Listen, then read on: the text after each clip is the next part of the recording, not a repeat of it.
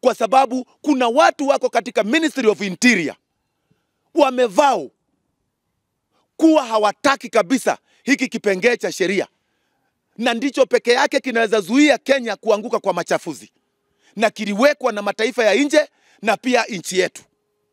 So kilio chetu kikubwa ni kuwa hata ni kama kuna mpangilio kiondolewe, ndio kuwe na machafuzi 2027.